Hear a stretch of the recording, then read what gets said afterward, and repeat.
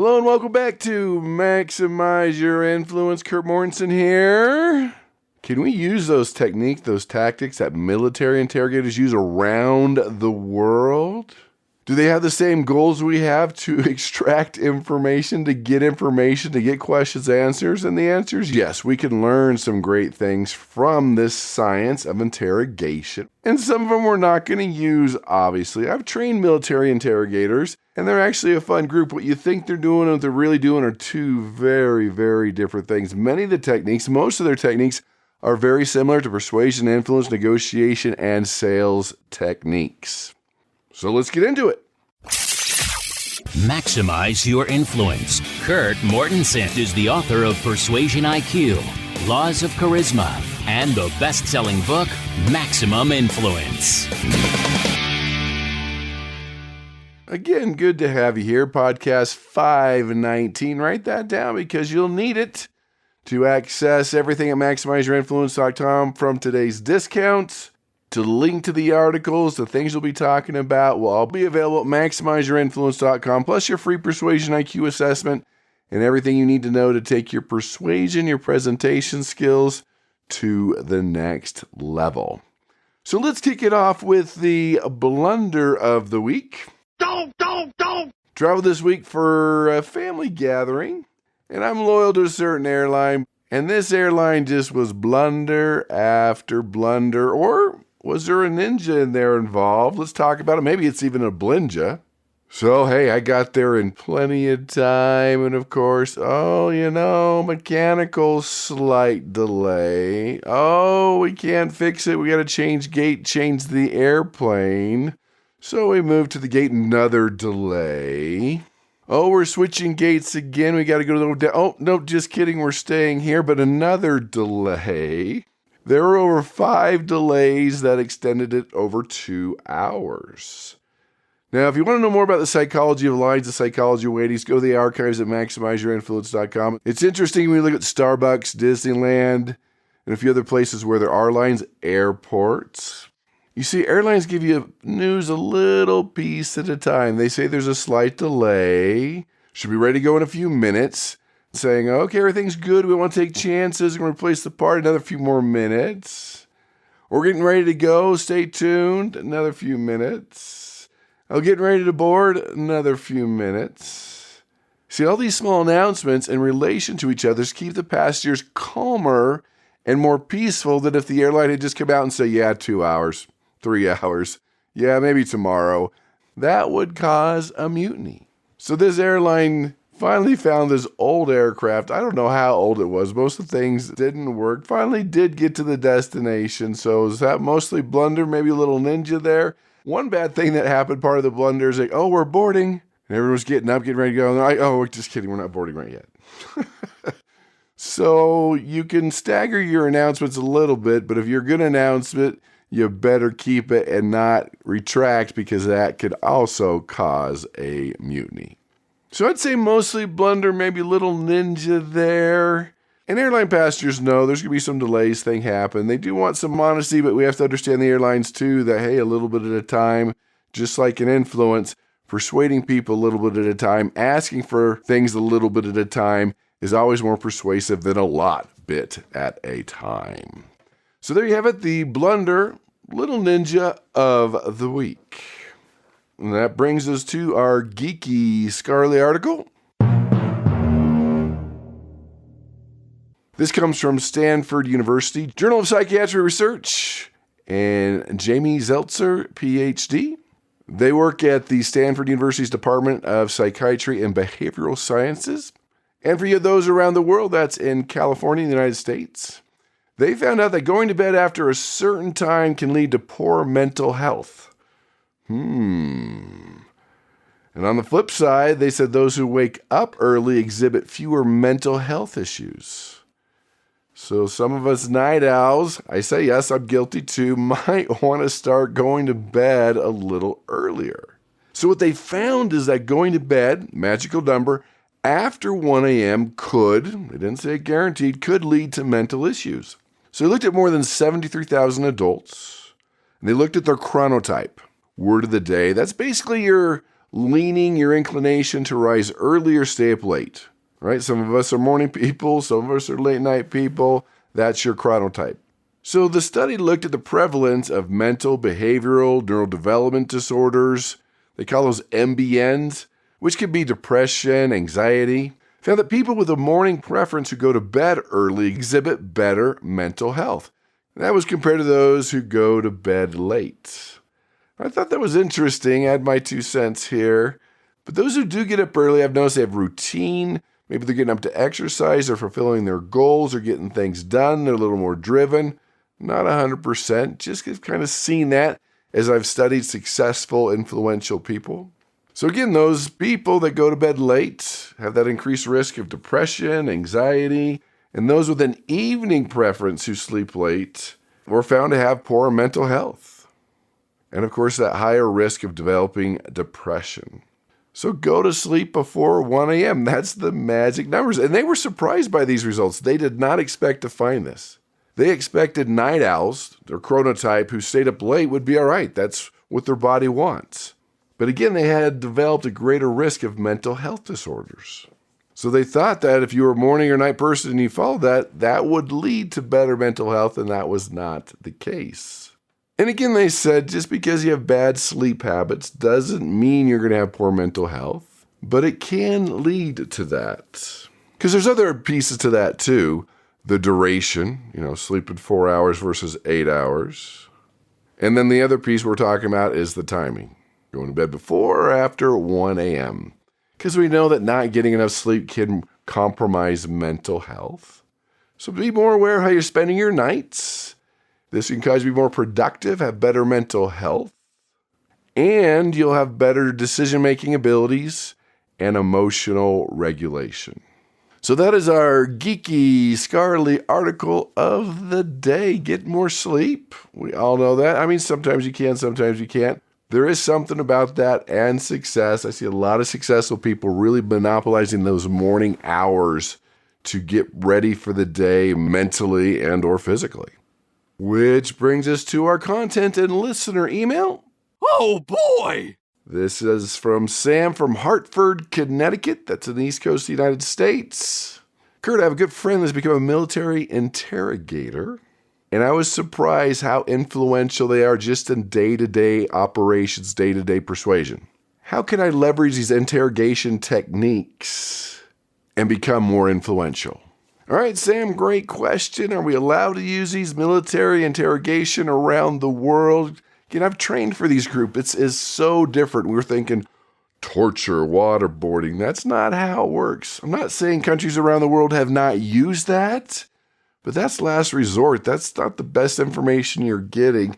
You have other things to do that we can use that we've already learned on the podcast to be able to be more persuasive. In fact, after training these military interrogators, they actually sent me their handbook on military interrogation. Now, it wasn't illegal. It's public information, and that just boggles my mind right there, is that if your country has interrogation techniques, do you really want the whole world to know? I don't know. Just putting it out there, just saying. And it was interesting going through the different chapters, so similar to any type of sales course you would ever take. The approach phase where you're developing rapport, you're developing trust. You're getting them ready to talk to reveal that information. Then there's a whole chapter on questioning. We all know that great persuaders ask 3 times more questions. So there's the direct questions. There's indirect questions, different time, different questions. And they also have a little module on detecting deception, which is a module I have in my negotiation course, is detecting deception. Not that you should deceive, but you should find out just based on word choice, vocal variety, body language, those nonverbals, you can tell they are lying to you. So let's take a look at these. I'll have some recommendations. Use, don't use. It's up to you. But there are some great techniques that we can add to our toolbox, that we can get out of our toolbox, that maybe we've used before, that we can dust off and get a little bit better at this. Again, these are very similar to persuasion and sales techniques. So military interrogators are trained to use a variety of psychological and persuasion techniques and strategies to get people to talk. They want information from them just like any influencer needs to have information before they can start influencing persuasion, unless you're old school and vomit the 17 reasons they should do it. Again, not persuasive, but it works every once in a while for some people. So these techniques are interesting. Some of them create trust and rapport. Others trigger fear, negative emotions, obligation, to get people to provide valuable information. So what do? What can we learn from them? Now, the first, they don't start off with anything full of fear or hardcore. It's build rapport.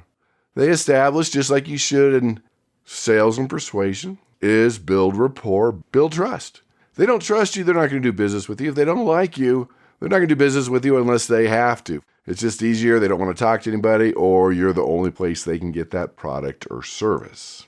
So it could be a friendly conversation. What's the famous one? Finding common ground.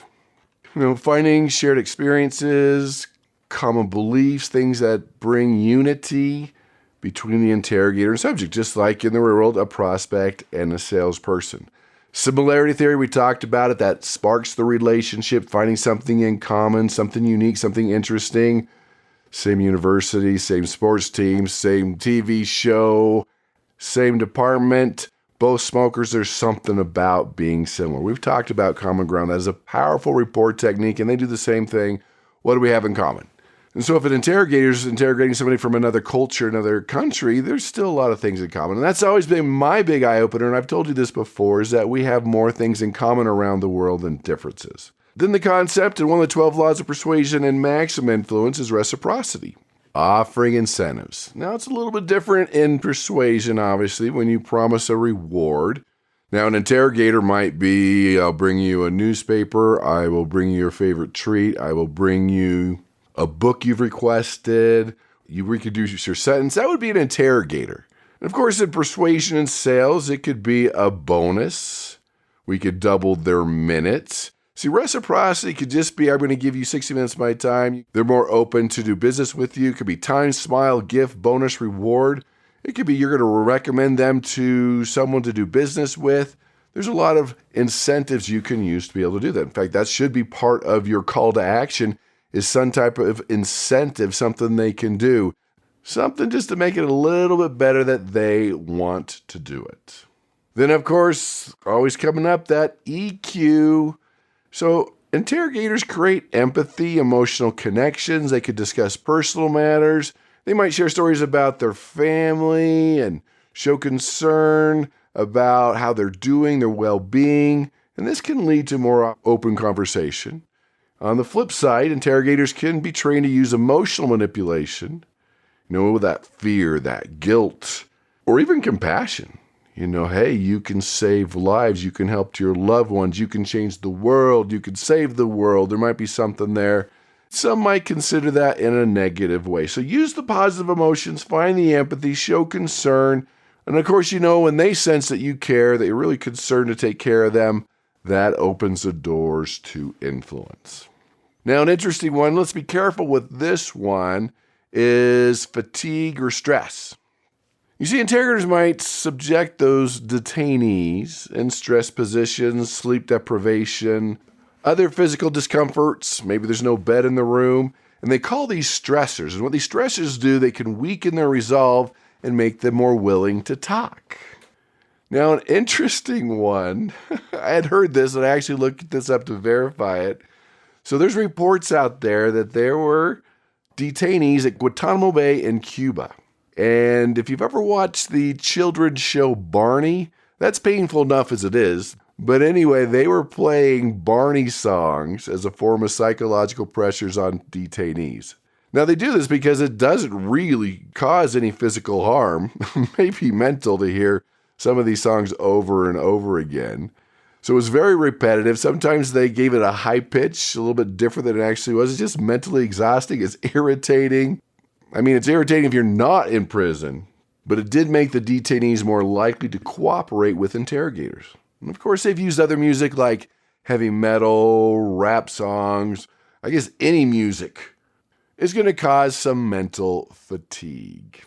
So again, I don't recommend that, but understand that if your prospects, the person you're trying to persuade, is stressed, is fatigued, hasn't slept enough, went to bed after 1 a.m., in a bad mood, that could make a difference. And so if they're in that state, not that you should put them in that state, but if you can notice that they're in that state, not a good time to persuade. As we know, when people are in a bad mood, they recall bad things, why it's not going to work. They think small. Get them into a good mood. If you notice this, get them in a good mood, get them to think bigger, get them to like you more, and get them to see how it's going to change their life. Now then there's good cop, bad cop. I call these the dirty deeds of negotiation. You know this one where one person's really mean. I'm going to get you. They're yelling at you. They're in your face, very negative, playing Barney songs. And then the good cop will turn off the music, give them some food, give them some water. But people still use it. I don't recommend it, but I want you to be aware of it. So when someone does that to you, you just say, hey, you guys use a good cop, bad cop, be aware of it, roll with it. It is still being trained out there. And some people, that's all they use. And then an interesting one is interrogators use a lot of repetition, repeating the same question over and over again in different ways to try to catch the subject in inconsistencies and deception, trying to lead them to provide the right, accurate information, which can lead to further questioning. Yeah, even in persuasion influence. We like to think we say it once and they're going to retain it. No, repetition. Now, not word for word, repackage it, make it a little bit different every time. Maybe you want to say it using a statistic. Maybe you want to say it with a testimonial. Maybe you want to say the same thing, saying a story different ways, but saying the same thing. So just like interrogators use it to catch somebody in inconsistencies, you use repetition to find out, okay, was that the real pain? Was that the real objection? Or was it a knee-jerk objection? They're just making it up. When you use repetition, ask them in different ways, you can find out if there's inconsistencies, if they're truly listening, and that'll help you seal the deal. Now, another technique is isolation, keeping the subject away from other people, other detainees, outside influences, radio silence, they call it. That increases their dependence on the interrogator and makes them more likely to talk. Now, can you use that in persuasion, influence, and sales? And sure. How? Well, you can't shut them off from the rest of the world, but sometimes persuading somebody one-on-one, isolation, is much easier than a whole group. Now, if most of the group is on board, persuade the group, but usually it's easier to persuade people one at a time, especially with a group that's hostile, and most of them are against your proposal or your product or service. Something to think about. Interesting thing in the world of persuasion and influence. And final one, confrontation. Directly challenges the person's statement, presenting with conflict information that they've brought up, make them doubt their position, and have them considering just telling you the truth. Now be careful of that one. I don't want you in their face, but sometimes you kind of have to have an element to this to make sure you're not wasting your time.